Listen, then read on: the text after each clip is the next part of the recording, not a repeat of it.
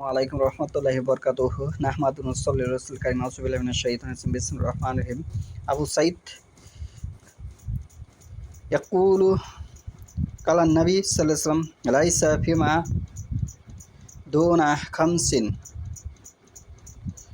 আওয়াহাকিন সাদাকাতুন ওয়া লাইসা ফিমা দুনা খামসি সাউদিন সাদাকাতুন ওয়া লাইসা ফিমা দুনা খামসি আউসুকিন সাদাকাতু। আজকের বক্তব্যের বিষয় হলো যাকাত পরিমাণ সম্পর্কে। যে হাদিসটি তেলাওয়াত করেছে সহিহ বুখারীর ২য় খণ্ড, হাদিস নম্বর হচ্ছে ১৪০৫। আবু সাঈদ রাদিয়াল্লাহু আনহু থেকে বর্ণিত, তিনি বলেন, নবী সাল্লাল্লাহু বলেছেন, ৫ উকিয়ার কম সম্পদের উপর যাকাত ফরজ নেই এবং ৫টি উটের কমের উপর যাকাত নেই।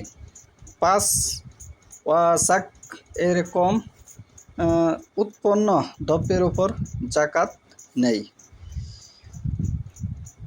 কি পরিমাণ সম্পদ থাকলে যাকাত দিতে হয় সেটি এখানে বলা হয়েছে।